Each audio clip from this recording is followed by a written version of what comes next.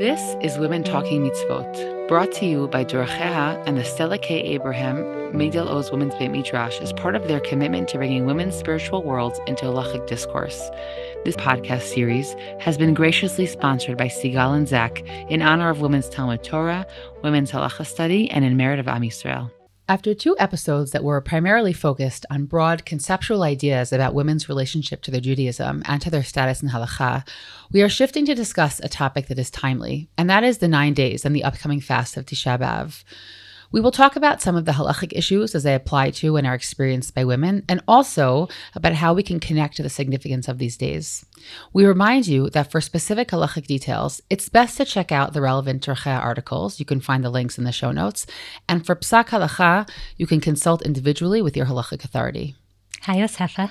Hi, Shayna. It's good to be back here with you and to begin our first conversation about a more specific topic, even though it's actually a heavy one to be starting with.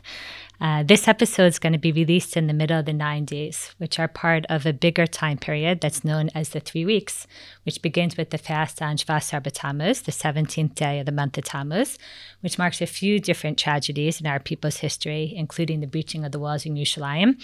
And we'll end with the upcoming fast of Tisha B'Av, the 9th day of Av, when both the first and the second temple, the Beit HaMikdash, were destroyed. Not an easy time. No, not at all. And we often hear people refer to these 3 weeks as Ben HaMetzarim. This phrase is lifted from the beginning of Megillat Eicha, from the first chapter and the third pasuk. And there the pasuk says, Kol rodfea hisiguha ben hametzarim. All of her pursuers overtook her between the straits. The image of this pasuk is actually of people fleeing. Rashi says that they're caught between the borders of their fields and of their vineyards. It's really an image of people fleeing the death trap of Yerushalayim. But Chazal take this phrase and they use it to refer to the 3 weeks, because this is sort of when we are caught between our different tragedies that ultimately ended with destruction. Yeah, and you could often feel that certain nervous tension in the air in our communities during this time, this cautiousness or this concern that bad things could happen or what's going to be during the 3 weeks this year. There's this sense that the entire 3 weeks are thought of as an inauspicious and threatening time of distress, when forces of destruction are more prevalent. What we are going to be talking today is specifically the 9 days, which begin halfway, a little bit more than halfway through this time period. Both the Mishnah and the Gemara describe that even though the entire 3 weeks is thought of as a time of mourning, the mourning actually escalates in stages. And for Ashkenazim, that real escalation happens on Rosh Chodesh Av with increased practices of mourning, which jives with the Mishnah and Tanit that tells us Mishenechnas Av Ma'atim B'Simcha, that with the arrival of we decrease our happiness. For Sephardim, though, many poskim actually hold that these stringencies only kick in during the actual calendar week leading up to Tisha B'Av, what we like to call the Shavua Shachal Bo, the week that Tisha Bav actually falls. Which this year it's interesting because Tisha B'Av is on Motzei Shabbat, on a Saturday night and Sunday. There actually is no Shavua Shachal Bo. So many of the stringencies that we're going to be talking about in today's episode won't apply to all of our listeners, specifically to Sephardim this year, in the same way that they usually would. I think that either way, I think that this prism that Rav Soloveitchik offered, I learned this definitely when I was a really, really young person. I can't remember when I was first exposed to it. But the prism that he offers, where we talk about Avilut Yeshena and Avilut Chadasha, are very, very relevant. That essentially he says that the 3 weeks and the way that the process builds up to Tisha B'Av essentially kind of mimics stages of mourning for a parent. And that the 3 weeks really correspond to the 12 months of mourning, or what we call Yud Bet Chodesh, where I would say there definitely are limitations, but it's not the same emotional intensity that one experiences in the beginning of when someone immediately dies. And so, there are limits on haircutting and different kinds of grooming. There are many customs, let's say, to not go to weddings, so not necessarily halachic in that same way, but maybe we'll save that for a conversation about Avelut. Yeah. He really compares the 9 days to the first month, or what we often call shloshim, right? Those 30 days. And the Tisha B'Av, which for us is 1 day, is parallel to the Shiva itself, to the 7 days of mourning. The reason why he compares it specifically to a parent is because we know that for a sibling or other relatives, we don't have that same prolonged process. So he looks at it as really the parallel to the intensity that we have for a parent all year long. And so we see that there is an increasing of intensity of the different stringencies that we have, the different halachic limitations we have during the 3 weeks. And so that is one frame to look at the way this is. I think that the idea behind it is also so important, because as opposed to a family member who, in a normative circumstance where somebody is very sad that their family member has passed away, so there is that immediate sort of like hit of intensity when you have that loss, and over time we slowly process. And what Rav Soloveitchik points out is this idea that in the case of Avilut Yishana, that there is this historic event that happened. We have to create the emotional setting, because many of us are not innately sad. We don't have that innate mourning or grief that we have more naturally with a family member. And so we go through this process, says Rav Soloveitchik, where we have to sort of create the emotional setting.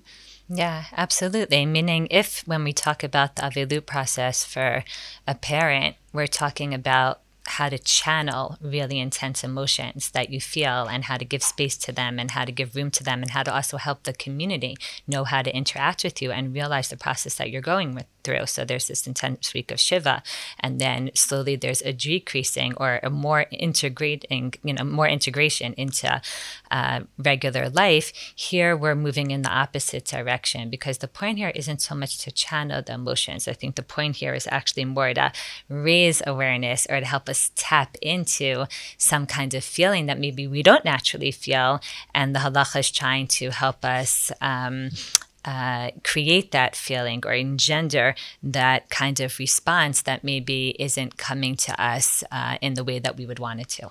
Yeah, I just want to bring one quote from his piece.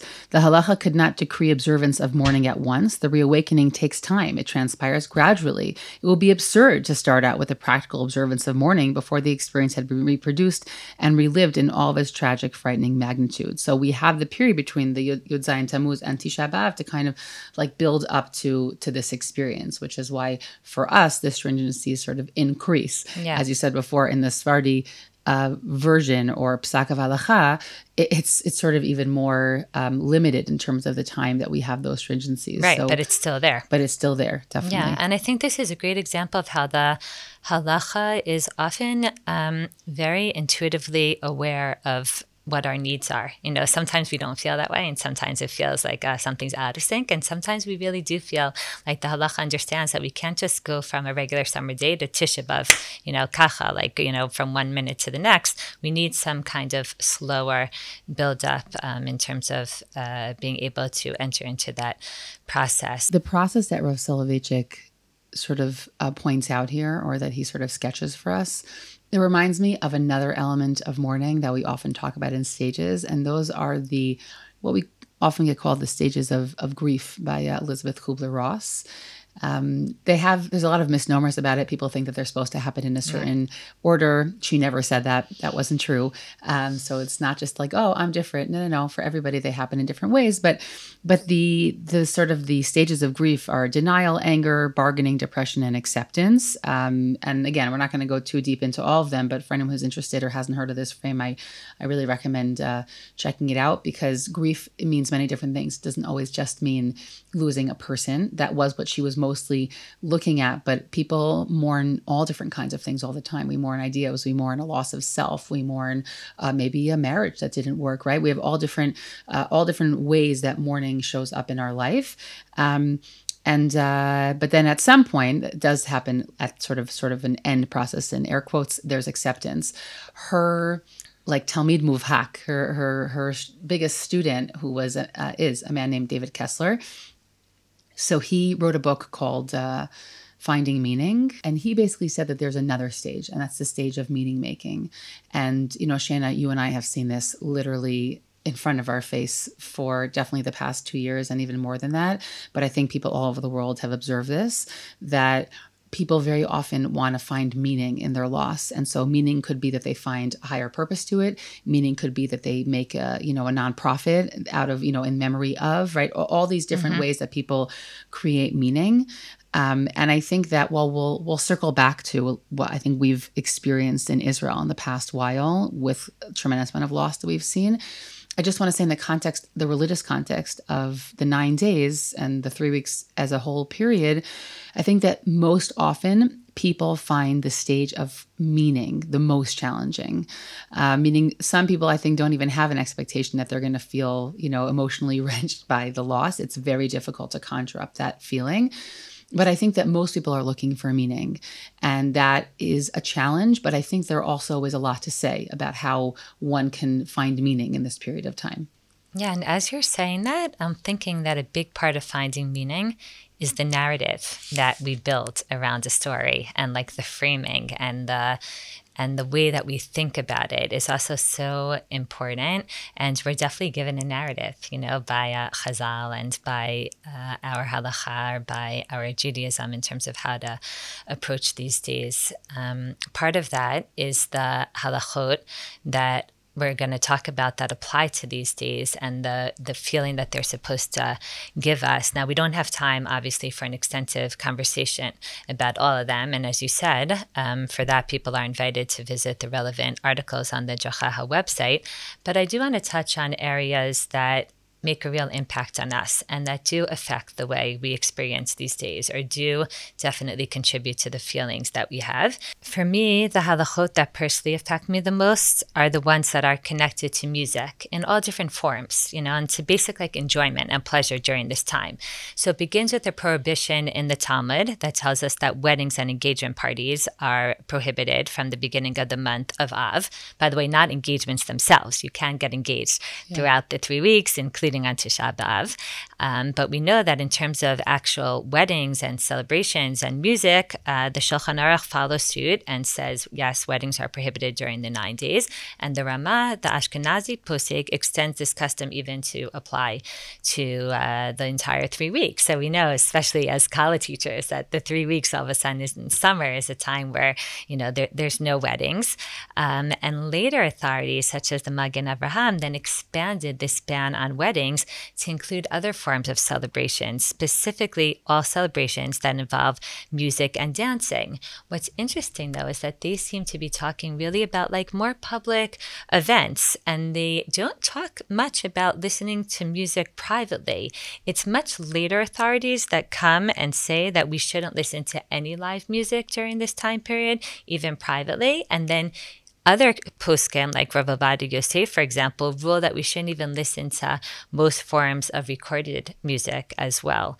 So for me, as somebody who really enjoys music, and in a family of, my kids, we enjoy music together, and we often have music on in the house, and certainly in the morning when everyone's getting up and getting ready, and when we're traveling in the car, especially in the summer when people are home more, or we're in the car more often, or we're driving long distances, we're going out for activities, to all of a sudden not have music on and not to be singing or in that relaxed casual mood as we usually are, really has a big impact. And when someone says to me 3 weeks, and especially 9 days, the first thing I think about is no music, and it could be because from when I was little, that was something that my parents were really makpid on, that we did not listen to music, even recorded music and a tape, a cassette back in the day. We did not have any music on in the car.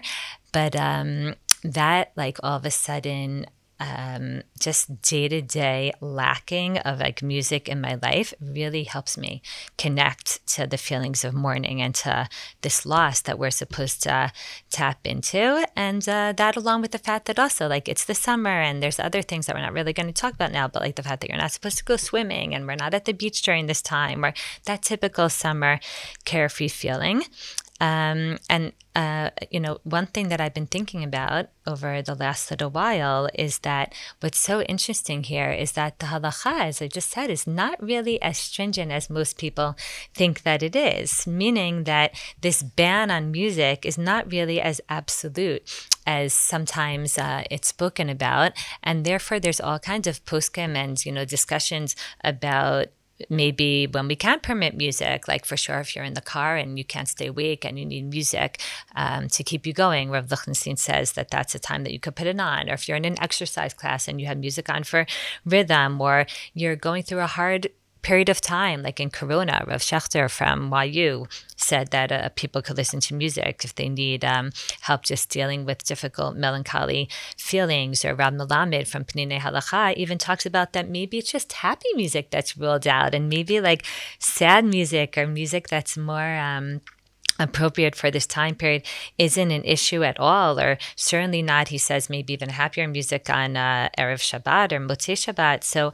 it's one of those areas of halacha where on the one hand, it could be that some of us are practicing in a way that's not necessarily absolutely required from the halacha. And on the other hand, it's not something that I want to let go of so quickly. Even in discussions with my kids about should we put on a cappella music in the car, because there's all these groups now that put out music specifically for the 3 weeks that don't have any live instruments in the background. And we've kind of come to the conclusion of like, even though that might technically be allowed, is that the mood, is that the avirah, is that the atmosphere that we want to create for ourselves during this time period?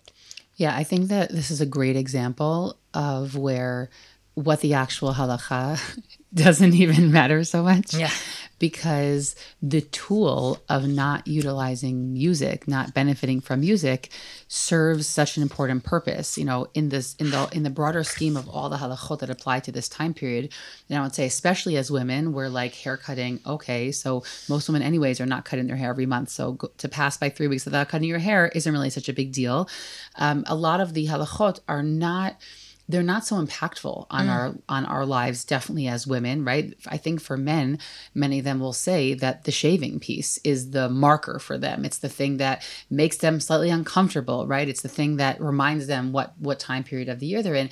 And I think for men and women, but definitely in your example, music serves like a really significant educational, creating the environment, creating the atmosphere piece. But as we said, it's not really ikar hadin. And I will say that I definitely also grew up with, being taught that you weren't supposed to listen to any music. And when I did use it for, all different private purposes, I felt kind of bad. Yeah. And then I grew up and was like, oh, that's not really true. And that's why it is important. Like, even though we just said like, yeah, the halacha doesn't really matter here because it's like maybe the mood or the atmosphere, it really also does, because that guilt feeling, or like, oh no, I'm in an exercise class and the teacher just put on music and maybe I should leave. It's like, it's okay, and knowing sometimes what the actual halacha requires of us is also important, even if we want to go beyond that. Yeah, and I agree with you that in our house we also we have music on all the time in life, and we also curb it, even though I also am honest with my children and say, there's actually nothing wrong. Please don't judge your friends or whoever else is that they have music on, but to preserve a certain environment and to foster a certain environment, we're not going to leave it on. And maybe, we'll put on an Erev Shabbat. That's another important piece though, the not judging. Yeah, meaning I explained to him what the halacha is, and I also let them know like that we're doing X, in our family home. So I think that that's an interesting piece, and it goes well beyond the example of music in the 3 weeks, meaning when a halachic concept, even if it's not an obligatory concept, has a role in our religious life. But it's important to know, I think, what is halacha, right? What is at the base requirement versus what isn't, so that we can also make choices that are aware and knowledgeable, and also know when we have leniency that we can lean into when we need it in different moments. Absolutely. I really also think a lot about the topic of the grooming piece, which has many different elements to it, and those elements of halacha, about, as I mentioned before, about not getting haircuts and nail cutting, and different conversations about that, and shaving, and the use of makeup and perfume. Which again, there are many. Where you look at the articles on the website, there's a lot to say. There's a lot of room also to utilize these elements. We live in a society that places much more emphasis on hygiene hygiene and just body appearance definitely than was true in previous generations. And that definitely impacts the way that these ideas are spoken about in halacha. Today, because people are really overall more sensitive to, dirt and odor and sweat, and I'll just say the topic of showering, which seems to be pretty clear cut that you're not supposed to be showering in warm water. When you go back and look at those sources, they're really speaking about bathing for pleasure, which, by the way, whenever I see that phrase, Shayna, I always laugh because I don't think I've ever, first of all, in Israel, taking baths is not, I had this conversation in the realm of Ilchonida with people before, but baths for pleasure is not a concept in the same way. Yeah. And I think it probably roots back to like use of water in this country. Totally. And when you have kids, who has time for bathing for pleasure? Exactly. I just like laugh when I read the phrase bathing for pleasure. I don't even know what that means, honestly. But you're saying they weren't talking about the shower to like get rid of the, sweatiness Correct. of the day. Exactly. And so most modern poskim say that it's perfectly fine. And there are those who say, well, you can be strict and not bathe in warm water during the 9 days. But there are many poskim who say that it's perfectly fine to bathe in warm water, but maybe it should be slightly shorter than usual. Again, it's this question of how are you Or a little colder than usual, a little shorter than usual. Yeah, like how are you marking this time? In the end of the day, bottom line, a person can shower in the way that we shower today, which is considered daily functioning, because it's not a for pleasure activity. It's just, so maybe if someone usually takes, 3 showers a day in their summertime, so maybe it's a good idea to take one less shower, meaning to have something in that routine that is a nod to the mourning of this. Even though I'll just say there are people who are very makpid on this, maybe more makpid than they should be, but it's still meaning even with all the talk of today's modern poskim of like, of course you could shower, there's still a lot of people that make an effort really not to shower as much as they usually would because it's the 9 days. Right. I salute them.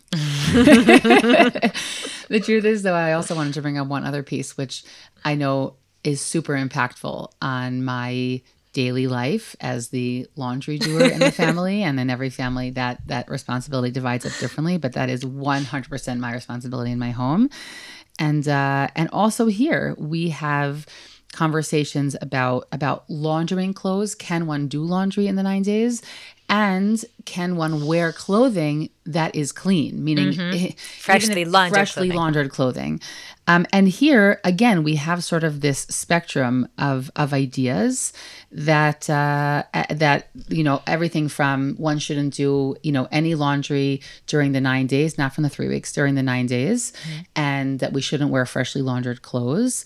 And we also there's definitely a leniency when it comes to children that already is in the Shulchan Aruch and the Rema about doing laundry of children's clothing to make sure that they have enough. Obviously, this doesn't mean that there's a requirement to have 15 pairs of pants, right? That's not what we're talking about here, although sometimes it can get warped into that kind of idea. But I just want to bring up one thing if we're talking about leniency or understanding the root of halacha here, because, Shayna, for me, there aren't that many, but the moments where personal hygiene and halacha clash for me are existential for me. I am what the Gemara would call an itztanist, okay? I'm a bit of a clean freak, definitely in my home in particular. It's not recommended, by the way. I don't recommend it. If you receive this gene probably from your mother, it's really best to try and stamp it out of you. It's not helpful when wasting children. But in any event, it is what it is. That's the situation. And the truth is that years ago, I think once I already had about like three kids, when like the amount of laundry was just, I couldn't imagine what it would look like now with 5, but I thought it was a lot of laundry then. And it's really overwhelming for me. It like totally is, it's really a challenge. Like it's that moment where I feel internally like an internal suffering kind of thing. You can laugh at it, but it's a truth. It's how I experience it. I hear you. And I imagine that I'm not alone. And therefore, I went looking around to understand like what is sitting at the root of this. And I ended up not only in this issue, but in many issues, falling into the Torah of the Psak Halacha of Reb Nachum Rabinovich, who Alav Shalom, who passed away 5 years ago, who was originally Canadian born, but really is almost not known at all outside of Israel, and served as the Rosh Yeshiva of Yeshivat Birkat Moshe, or the Mele Adumim Hesed Yeshiva, as it's usually called, until his death. But before that, he was the head of the London School of Jewish Studies. He actually, somewhat famously, was Rabbi Sax's halachic teacher. He quotes him all the time. And Rabbi Rabinovich was unusual for so many reasons. We're not going to do an episode about him, but he's a little bit... We will definitely come back to quoting him. We'll come back to him. He's one of my rabbinic heroes, honestly. And he has an amazing ability to have modern sensibilities without being compromising on his halachic loyalty.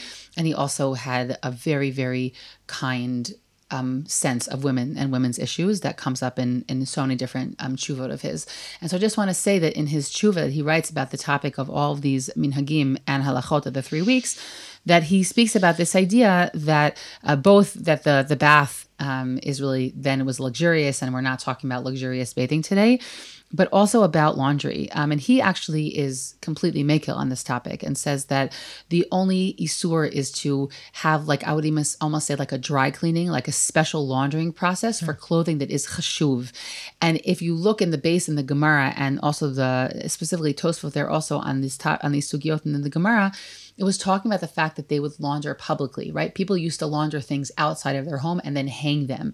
And we didn't want like a cultural norm of everybody going along their business naturally. But in today, where people are doing their laundry privately, and I can't look at you, Shayna, and know if you've laundered your clothing anytime in the recent past. So that is not a problem. He says also wearing cleanly laundered clothing and also doing laundry during up to the 9 days. And he says that very clearly. Now, that is definitely on the lenient spectrum of this idea. But I also just want to bring it up because if there's somebody who utterly hates the 3 weeks because this is something that is painful for her or him, I just want you to know that there are opinions out there. I'm not talking about being posek shopping. I think there's a conversation to be had halachically, but I do just want to bring it up because for me, while I don't fully imbibe all the leniency that he permits in his tshuva, there are elements of it that I have utilized for just my own sanity during this time period. I think it's so important that you're bringing it up. First of all, people should be aware of the spectrum of psak that's out there. First of all, because it's out there and we want to be intellectually honest. Yeah. Second of all, because we shouldn't look around and judge our neighbors who we see doing things differently than us and think that they're not halachic. It could be that they're following a different approach or have a different, attitude or posek or whatever it is. And it's not because they don't care or because they don't take this seriously. And also because there are situations, depending on the person or depending on the specific circumstances, where even somebody who, wouldn't necessarily turn to this specific posek may need to make use of something like that. So it's interesting, like between us, these things don't bother me on that existential level. Yeah. Maybe because I made Aliyah with a really big machines from America. So like I could do a ton of laundry at once and I'm not doing it every other day. Like sometimes people in Israel are like, I do it more or less like once a week or whatever, a couple of big loads. Maybe because I like make sure that my kids have tons of like underwear and socks and like we're never like, down to the last pair. So like it doesn't come up in that way. And yet there are times where like it's been a big issue. Like I remember one of my sons came home from a 3-week sleepaway camp in the middle of the 9 days and like all his stuff was disgusting and like smelly and you're like, really? I have to wait like a week to wash this, or you have a huge Shabbat with tons of company and there's so much, so many sheets and linens to wash and things like that, where I think it is, sometimes important to know that there are leniencies that are out there. At the same time, as you said, it's important to speak cautiously about this because we're not recommending posek shopping and we're not in the mindset of people just looking to do what's easiest for them or to get out of something.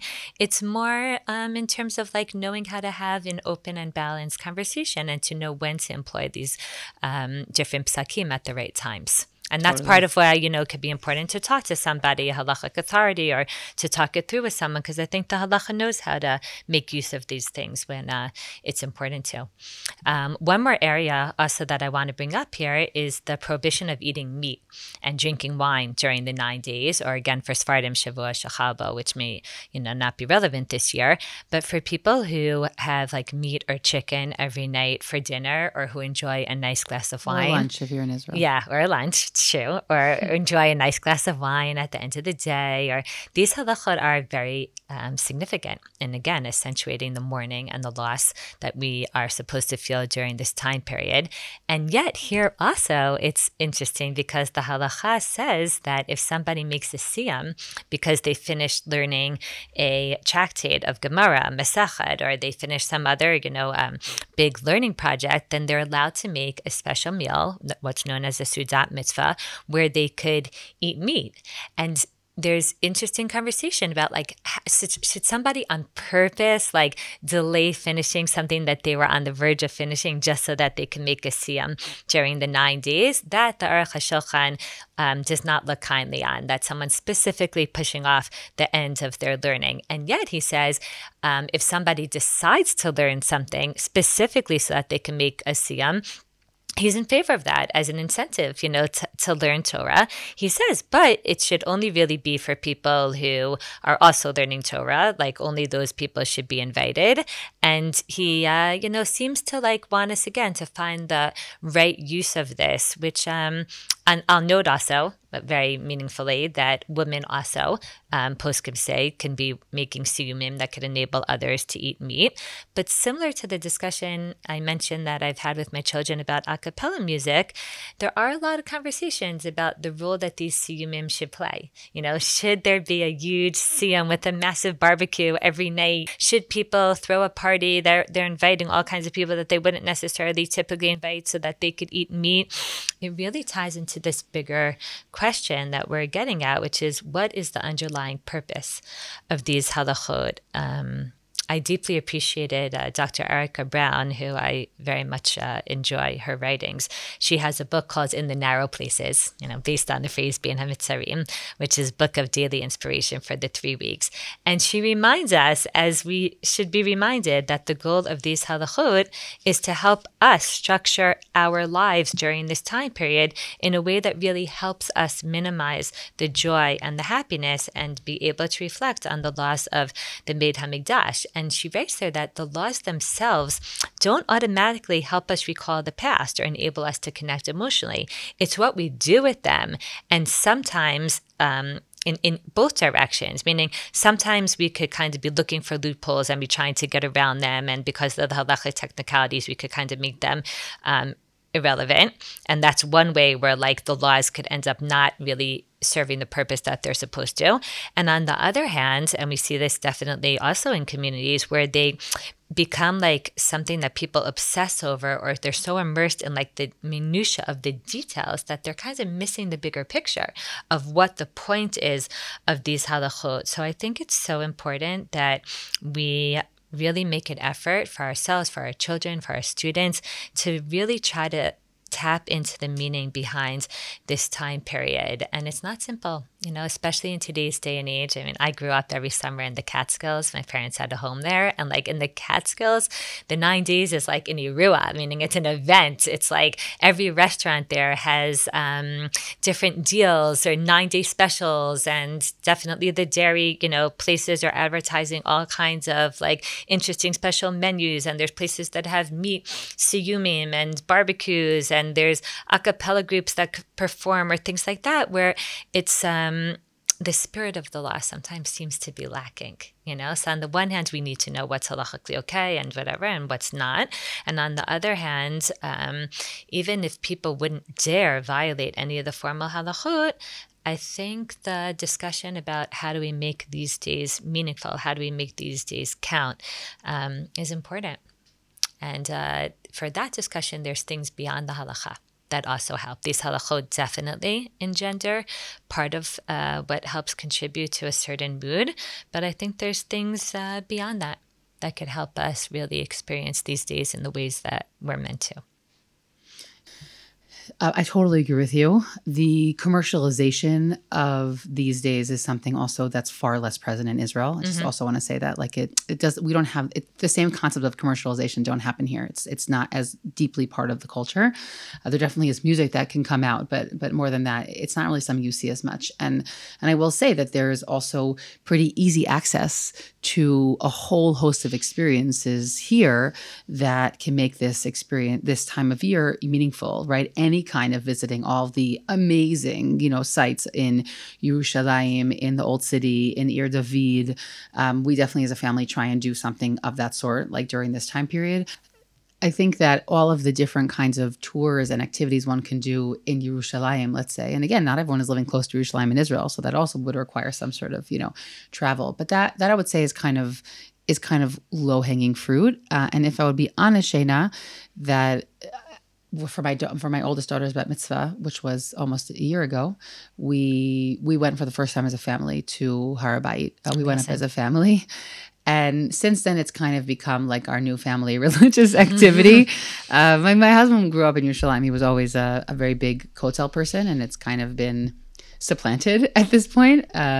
So he's been, I think, 5 times in the past year, and I went twice. So that is something that we definitely plan to do as a family as well. That is obviously not for everybody, not giving any piskei halacha, but I'm just saying that for us, it's been a very meaningful piece here that actually makes Tisha B'Av feel like a much more organic part, actually, of our year-long experience, because the awareness of what we don't have is actually very clear in that space. It's been very powerful for us as a family to do that, and we've taken all of our kids, and they've gone more than once, but that to me has been very meaningful, and it's not so complicated. Yeah, I think we are lucky here in Israel that there's easy access to these kind of things, not only like the Old City and the Kotel, and for people who do go up to Har HaBayit, like obviously that very, very intense direct experience, but even museums like Machon HaMikdash, or places that highlight exactly what was this Beit HaMikdash? Yeah. Why was it so important? Why was it so central to life here? And I think in Chutz La'aretz, obviously it's not, you don't have as many concrete ways to access that, but still the discussion around what's lacking today? What are we missing? Because for all the people that come to Israel and that visit the Old City and that stay in beautiful hotels and that are in Yerushalayim or whatever, like what's still missing here? Like what don't we have? And how can we highlight that? So that's definitely something that helps make this time of year meaningful. I think also what we choose to read, what we choose to engage in, whether it's things from Tanakh, like some of the Parshiot in Sefer Dvarim or Sefer Yirmiyahu, which talks about the Nevuot, the prophecies that had to do with the destruction and with the exile, Eicha, commentaries on Eicha, wonderful books, like Dr. Yael Ziegler has a fantastic book about Eicha that is so deeply relevant.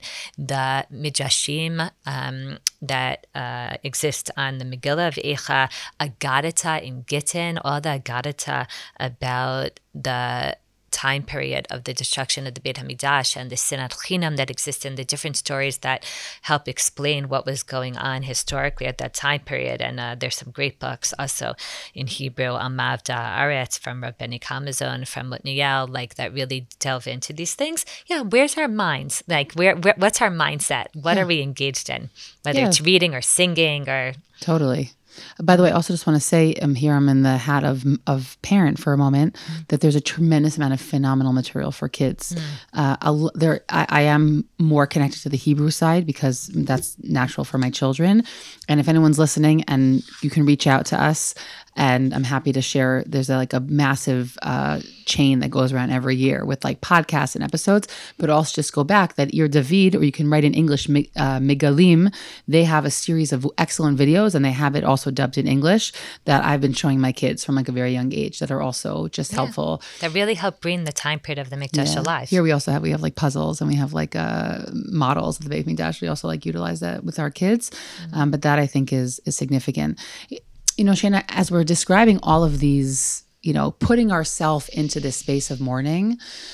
So I'm also thinking honestly about the spaces we've been in Israel in the past, more than a year and a half at this point. One thought I have, Shayna, as we're sort of like surfacing all of these great tools and also speaking about the halachot, is that sometimes we have this experience in our religious lives where a halachic season or a religious season demands something of us, but that we're not really there at that moment.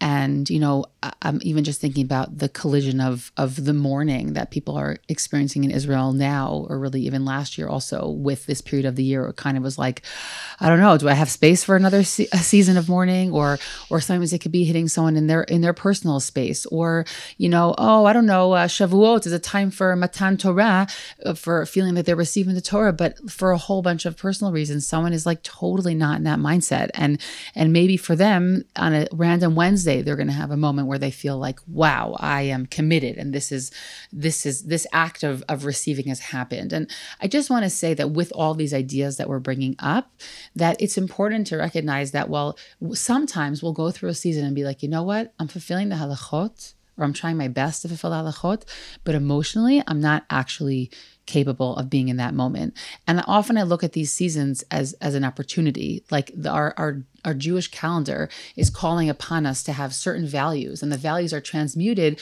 through the halachic ideas that are trying to remember different time periods and recreate them in our lives. But we're not always emotionally available for it. And therefore, I often look at it more as like an opportunity. I mean, I'm going to be committed to the halachic life, right, but it's okay. It's okay if this year I wasn't able to be present for that. Mm-hmm. Do you know what I mean when I say that? Yeah, it's not mandated, you're saying, like similar to what we discussed last episode about whether things are mandated. The halacha doesn't mandate. They mandate the halachic aspects, but in terms of like where you go with it, which is almost like a little bit the opposite of what we were saying before, of like you have to find the meaning. Yeah. But you're saying you have to find the meaning in a way that is appropriate for you and where you are right then and there. If it's too much right now, or if you're not feeling it the way you want to, or your heart is just not able to hold that right now. I relate to that. There's been so much heaviness and so much sadness and so much pain sometimes you're just like, I can't, like I can't go there right now. And at the same time, I do feel like this time period is a little bit about, I don't know, like focusing or like putting our finger specifically on like a very specific kind of loss that's different than all the sadness and pain or whatever, or maybe like more, like just more specific, more particular. And I don't want to totally let go of that. Like I want to find room, for that also. But maybe you could speak a little bit more, because I think the two of us are sitting here in Israel, and sometimes like when you're not here and you hear about the loss. So there's the loss of life, obviously. So many precious soldiers and so many even civilians now during this last attack with Iran. And there's definitely the loss of life that we've experienced, which is so painful. But I think the loss, as you were saying earlier, loss is not only people, and mourning isn't only people. So if you could speak a little bit more to like some of the other things that we've been experiencing here. Goodness, where should I begin? I mean, I think that the loss of equilibrium, of a sense of routine, is something that I mean, it's like been on steroids in the past while. I mean, as we're sitting here and kiviyachol, we're calmer because we're not in the active war with Iran right now. But like my brother-in-law is sitting in Gaza right now, meaning there's so many parallel reality. He's been there for weeks. He has a 7-week-old new child, meaning like there's, it's everything. We're still woken up by sirens from the Houthis. 2 nights ago. Exactly. Yeah. I was non-functional yesterday because I just at 4 had terribly we were all interrupted awake. sleep. Exactly. So like there's a lot of parallel realities going on at the moment. And it's been like this never ending practice, and how to like create routine in the face of lack of routine, which is like the first coping mechanism that is recommended when people are in like transitional spaces, or just like there's a loss of clarity about what's happening. And yes, as you said, there's definitely loss of life, but there has just been a real shaking of a sense of security that I think, different people have processed in different kinds of ways in their life. And I think that for me, where these halachot that we've spoken about, especially that piece by Rav Soloveitchik and what I mentioned in the 5 stages of grief, those ideas present life as happening even though she definitely didn't mean it in a certain order, it does present in having some sort of like clear stage element. Like linear. It's a certain linear process. And the thing that one of the million of things that has been so challenging about the past while in Israel is that we have not yet been able to gain a sense of before the event and after. Like someone recently was saying, like, I can't have PTSD from sirens because it's just still happening. Meaning we're not post anything. We're not post anything. And so it's been like this continuous, again, there's tremendous amount of miracles involved. And I'm not discounting any of of what the positive outcome that has happened from all of this challenge. But the sense, there's no sense of linearity.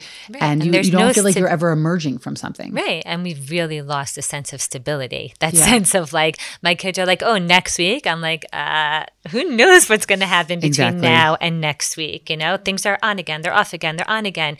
Weddings that get canceled and rescheduled and canceled, like, you know, switching locations for things. And even like loss of like real ideas, you know, or beliefs, or like things that you just took as like a given, for granted, this is how it's going to be, or even deeper understandings of the world and of politics and of Jewish history and all different kinds of things. So I think you're right. So much has been like upended. Can I tell you a really funny story, Shayna? I know we both have like a love for a particular beach in this country. And like, I think it was 3 days after the war had ended with Iran or whatever ended the ceasefire. Until next time, folks. And it was my birthday. This was when we're recording, it was 2 weeks ago. And I just really wanted to go to the beach. And that was like my wish for my birthday. I just wanted my whole family to go together to the beach. And I was like, okay, so we're going to go and it's going to be normal. And we're going to be like a normal family who goes to the beach. And we get to the beach. And well, not only were there also jellyfish, which was a bummer on our time. But as we're there, okay, so we weren't scared that day that there were going to be more sirens. Little did we know that they were going to pick up again. But in the background of us, you know, frolicking with our children, there were insane explosions because it's really close to Gaza, like insane explosions. And now there were a million people there. Nobody jumped. Nobody looked. It was like everybody was determined to have a nice time. We're determined to be normal. Yeah. And it's a crazy thing. I mean, obviously it's the secret to the Israeli resilience in this country, but it's also a little bit like if you stop for a moment to think about it, it's crazy. And it really honed in for me this idea about how there really is no beginning, middle, and end right now. It's all happening at the same time, and you can't escape it. Yeah, and I want to speak to that a little bit because I've also been feeling like, wow, we are asked to hold so many different emotions and so many different feelings and so many different experiences all together, all at once, all the time. So, right, we were woken up a couple nights ago by a siren at 4 a.m. And that very night, the whole yeshuv here in Alon Shvut was out at like a big concert. You would never know like what people are going through and they're in it all at once. And I think that gives me a little bit of insight of like what this time is supposed to be, because we've learned to kind of live with loss being there like as the backdrop to our lives in a pretty constant way. Sometimes we feel it more, sometimes we feel it less, sometimes we really, really want to connect it and like we want to just let ourselves fall apart and cry. Sometimes we just can't hold it right now and we want to shut it out. You see also at weddings that we've gone to, like how different people like want to incorporate this time period and the feelings that they are experiencing and the loss or the mourning of friends into their chuppah. So, you know, I was at a wedding where they used the Kiddush cup of a friend who had fallen. I was at another wedding where under the chuppah, they sang a very intense song of Min HaMitzar, which was written by friends of the Chatan. And then the minute later, it's like the exuberant happiness and joy. And it's not one or the other. They really coexist. And I think that could also help us understand, like, right, it's the summer for many, many people, at least if you're in the Northern Hemisphere, it's the summer and it's vacation and it's camp and it's fun or whatever. And it's not all or nothing. It's not like either we're sitting on the floor saying keynote and, you know, crying, or we are, I don't know, having color war. We can find ways during the 3 weeks and the 9 days to bring in that backdrop of like the loss of the Beit HaMikdash and whatever, even as we are, you know, whatever, going about our daily activities in camp. And this also connected me to another, like, that's an underlying feeling that I have. And it connected me also to another underlying perspective that I read about in this fascinating little book. Okay, it's called This Is Real, and You Are Completely Unprepared. It's about the days of awe, the Yamim Noraim, as a journey of transformation. It's primarily about like a spiritual guide to take you through the Yamim Noraim, like Rosh Hashanah and Yom Kippur. But he actually, very interestingly, the author's name is Alan Liu, he starts the book at Tisha Bav, which I found fascinating. And he writes that there are two ways of looking at the way our tradition has collapsed history on this day. Two ways of thinking about this conflation of calamity. We could regard the 9th of Av and the week surrounding it as a cursed time, which is what we were talking about, the Bein HaMitzarim, and more, likelihood or for danger or bad things happening. Or we could regard the 9th of Av as a time when we are reminded that catastrophes will keep recurring in our lives until we get things right, until we learn what we need to learn from them. Meaning he's taking the perspective that not only are catastrophes like these external things that kind of like fall upon us and these calamities that happen, he's basically saying that part of what we are supposed to be taking away from this time period is that tragedies happen, but what we do with them afterwards, what we take from them, the tikkunim, like the things that we fix or the things that we understand or what we need to learn from them, is on us, And that I thought was really interesting because he's connecting that to the bigger tshuva process that's crazy to think is around the corner. But the month of Elul and Rosh Hashanah, Aseret Yemei Teshuvah and Yom Kippur, it's quickly approaching. And in our sources, we know there's a tradition that right after Tisha Bav, we start reading these Sheva Din Nechemta, these 7 Haftorot that bring us from Tisha Bav to Rosh Hashanah. So it's not crazy that like he's connecting these time periods. And basically, I think what we're seeing here is that, yeah, they're not totally separate. Like we know one of the main reasons that the Beit HaMikdash was destroyed was because of the sinat chinam, the baseless hatred, or other different kinds of sins that Bnei Yisrael were engaged in. And we have to understand that this is not something that we're powerless in. Like it doesn't have to be that every year, year after year, the 3 weeks and Tisha B'Av are a given part of our calendar. Maybe we could change that destiny. Like maybe if we actually focused on the meaning and not just the nitty-gritty halachot, and we said, wait, whoa, what are we supposed to take away from this? Maybe somehow we as a nation could break out of this never-ending loop of the calendar year. We could change our destiny. Sometimes Dafke says like when walls fall down, and when things are destroyed and like the structure comes, like apart, there's also an opportunity. There's an opportunity to kind of see where we want to move forward from there. And one other quote that really, really, really like just hit me in such a meaningful way was from Yael Ziegler's book on Lamentations, on Eicha, Faith in a Turbulent World. The very, very last paragraph of the entire book, her conclusion, these are the final sentences that she writes. The experience of loss represents an opportunity to dig deeper into the nature of humankind and its relationship with God. Suffering produces introspection, and an examined life generates purposeful existence. As it turns out, calamity does not necessarily destroy one's convictions.